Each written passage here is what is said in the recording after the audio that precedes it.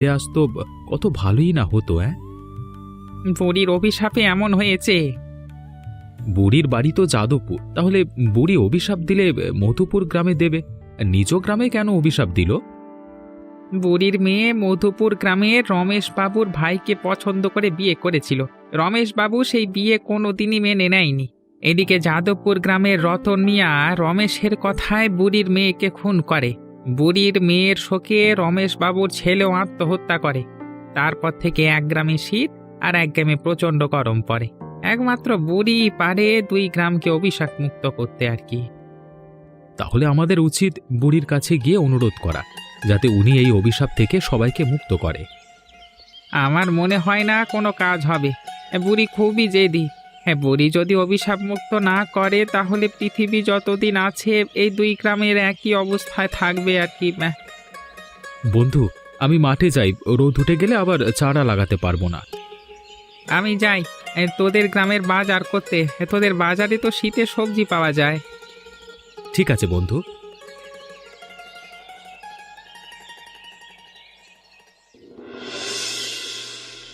এই নদীর মাছ যেমন সব শেষ হয়ে গেছে, তেমনি দুই গ্রামের মানুষও শেষ হয়ে যাবে। আমি বেঁচে থাকতে থাকতে যেন দেখে যেতে পারি।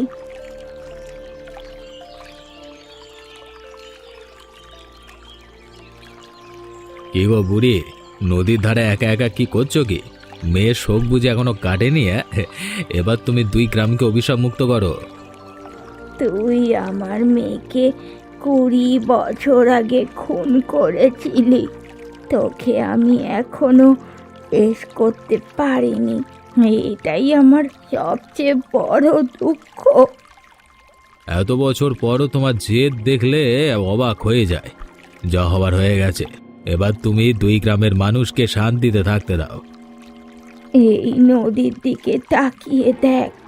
নদীর এক পাশে গরম জল আর এক পাশে ঠান্ডা। নদীর জল ঠান্ডা ও গরম হওয়ার কারণে এই নদীতে কোনো মাছ হয় না।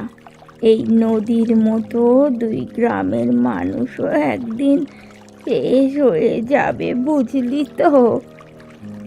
বুড়ি, বেশি যেতে ভালো না।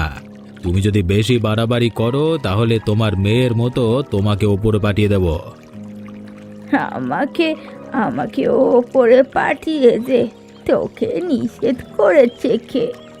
আমাকে ওপরে পাঠিয়ে দিলে আমি আমার মেয়ের কাছে থাকতে পারবো।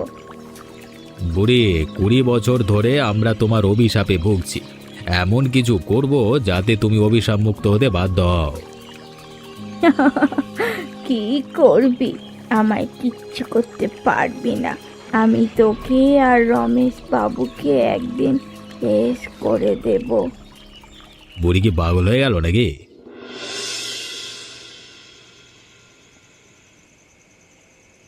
এত শীত যে আর সহ্য হচ্ছে না। দেখবি ঠান্ডায় জমে কবে আমরা মরে পড়ে আছি। আচ্ছা, একটা কাজ করলে হয় না? আমরা এই গ্রাম ছেড়ে কোথাও একটা চলে যাই বরং, যেখানে গেলে স্বাভাবিকভাবে বেঁচে থাকতে পারবো। কোথায় যাব? অন্য কোথাও গেলে যে আমাদের ভিক্ষে করে খেতে হবে। কিছুদিন পর তো এখানেও আমাদের ভিক্ষা করেই খেতে হবে। প্রচণ্ড শীতে ফসল আবাদিও তো ঠিক মতো হচ্ছে না। ভাবছি ছোটখাটো একটা ব্যবসা করব। কৃষিকাজ করে জীবন আর চলছে না। এদিকে শীতের তীব্রতা যেভাবে শুরু হয়েছে, রাতেও ঠিক মতো ঘুম হচ্ছে না। এই অভিশাপ থেকে কি মুক্তি পাওয়ার কোনো উপায় নেই? এইভাবে যে আর পারা যাচ্ছে না। আমাদের তেমন শীতের পোশাকও নেই। প্রচণ্ড শীতে রাতে ঠিকমতো ঘুমও হচ্ছে না। ওই যে যাদবপুর গ্রামের বুড়ি আছে, একমাত্র উনি চাইলে দুই গ্রামের মানুষ অভিশাপ মুক্ত হবে। উনি যদি মারা যায় তাহলে কি হবে? উনি মারা গেলে কোনো দিন আর এই দুই গ্রাম অভিশাপ মুক্ত হতে পারবে না। বুড়ি একদম সুবিধাজনক না। এই বুড়ির জন্যই তো দুই গ্রামের মানুষ একেবারে মরতে বসেছে। বুড়ির মনে অনেক দুঃখ, সেই দুঃখের জন্য বুড়ি এমনটা করেছে। দুঃখ আছে বলে কি একেবারে পুরো দুই গ্রামের মানুষকে এইভাবে কষ্ট দেবে? মানুষজন দিনের পর দিন কষ্ট পাচ্ছে, আর বুড়ি কিনা তাকিয়ে তাকিয়ে সব দেখছে। বুড়িকে সবাই মিলে বোঝাতে হবে।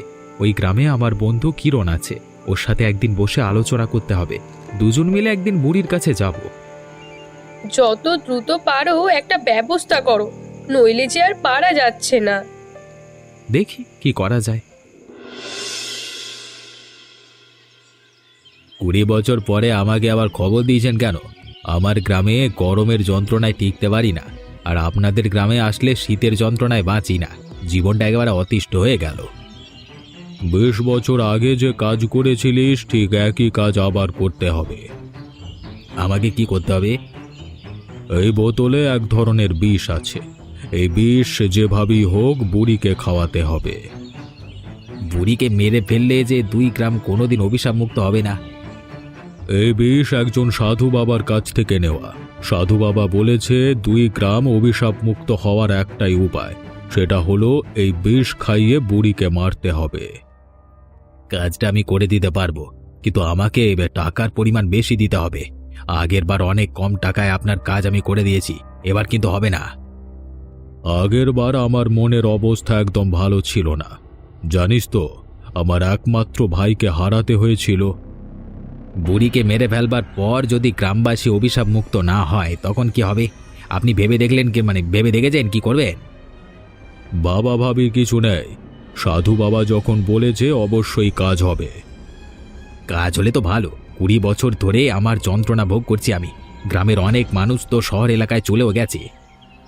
একবার ভেবেছিলাম আমরাও এই গ্রাম ছেড়ে চলে যাব, কিন্তু গ্রামের এত সম্পত্তি ফেলে আর যেতে পারিনি। সম্পত্তি থেকেও বাকি, জমিতে তো ঠিক মতো ফসল হয় না। আমাদের গ্রামে এতটাই গরম যে জমিতে জল দিলে সাথে সাথে শুকিয়ে যায়, যা হয় তা খুবই কম। আমাদের এই দিকেও একই অবস্থা, শীতের কারণে কোনো ফসল হয় না। সে যাকে, আপনি বিষের বোতলটা দিন, সুযোগ বুঝে বুড়িকে বিষটা খাইয়ে দেব।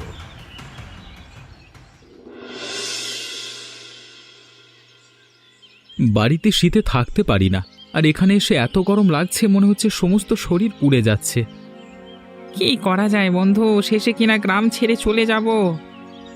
এভাবে তো থাকা যায় না বন্ধু, আমাদের যে একটা ব্যবস্থা করতেই হবে।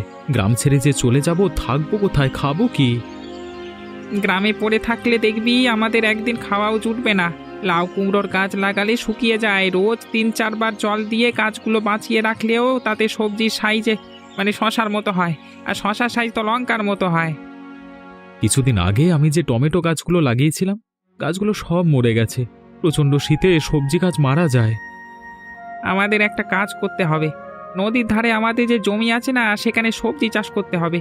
নদীর ঠান্ডা জল আর গরম জল একসাথে মিশিয়ে ফসলের গোড়ায় দেব, তারপর দেখব কি হয়। সেটা করলে ভালোই হয়, কিন্তু এত কষ্ট করে কি পারা যাবে? বেঁচে থাকতে হলে যে আমাদের পারতেই হবে। বুড়ি যে কেন এত জেদ করে আছে ওপরওয়ালাই জানে। এত করে বোঝালাম, কিন্তু কোনোভাবেই আমাদের কথা শুনল না। সত্যি বলতে বুড়িকে দোষ দেওয়া যায় না, বুড়ির জায়গায় নিজেদের কল্পনা করতে হবে। বুড়ি তার মেয়ের খুনের প্রতিশোধ নিতে চায়।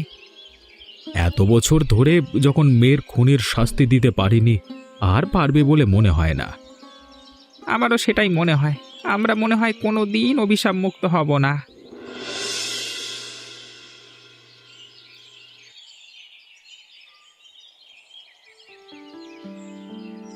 বুড়ি, ভাত খাচ্ছ নাকি? আমাকে খেতে দেবে? তুই আবার এসেছিস, তোকে আমি এবার শেষ করে দেব। তোকে শেষ করার সময় চলে এসেছে। মৃত্যুর জন্য তুই তুই প্রস্তুত নে। তুমি কি সব আবোল তাবোল বকছো? সত্যি বলতে বয়স হয়ে গেলে মানুষ